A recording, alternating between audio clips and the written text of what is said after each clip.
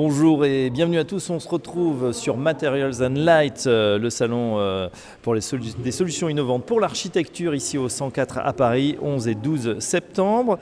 On va parler mobilier urbain avec notre invité Vincent Chalard. Bonjour Vincent. Bonjour. Vous êtes le président de Cinegraph. On va en savoir un petit peu plus dans un instant. On va parler des nouveautés que vous proposez sur le salon, mais également des Jeux Olympiques et d'un prix un petit peu particulier. On démarre avec Cinegraph.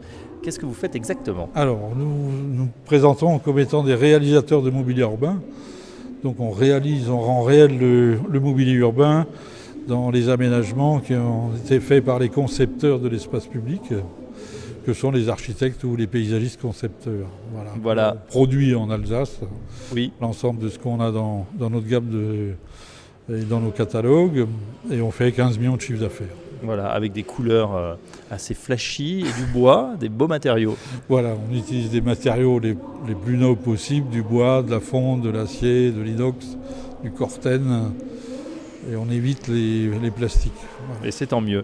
Alors on va voir plusieurs nouveautés ici sur votre stand. On commence avec la gamme Arobase. Voilà, la gamme Arobase, donc c'est une gamme que nous avons développée avec Alexandre Moronoz comme designer, et qui est un mobilier composable à destination des abords d'école, où on essaie d'intéresser toutes les populations et toutes les postures possibles. Quand je dis toutes les populations, les enfants, les moins enfants, les plus âgés, et puis on essaie de leur donner des mobiliers à la bonne hauteur. Voilà, à la bonne hauteur, différentes hauteurs, des formes assez douces, assez rondes, du bois. C'est vrai que ça donne envie de se poser.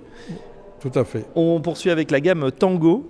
C'est une gamme qui a été revue, c'est ça, réactualisée ? C'est une régénérescence d'un concept de mobilier qu'on a créé il y a 30 ans et qu'on a voulu, avec le même designer, revoir complètement et le mettre au goût du jour, tant dans son dessin que dans ses usages.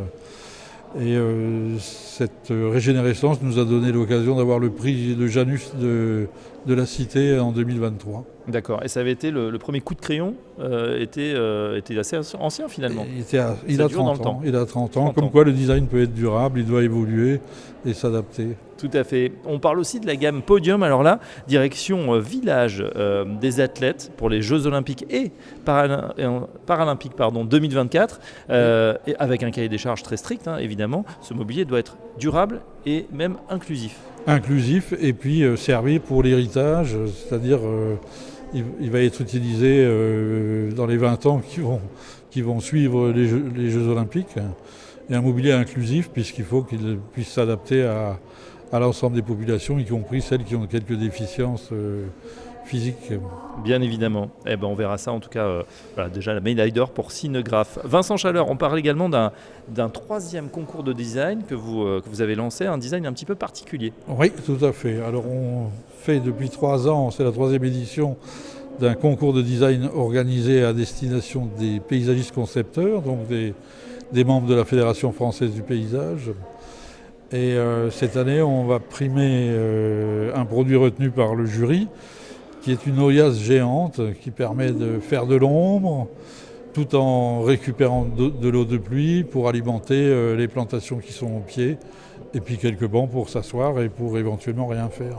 Écoutez, voilà une noble ambition. En tout cas, déjà, on retient l'ombre, c'est pas mal en ces temps de chaleur un petit peu caniculaire, et puis récupération de l'eau, deux variables essentielles à la vie. Merci Vincent Chalard, c'était très clair. On peut voir d'ailleurs le LAS directement sur votre stand. Voilà, tout à fait. Ici au 104. Merci à vous et à très bientôt sur Materials and Light.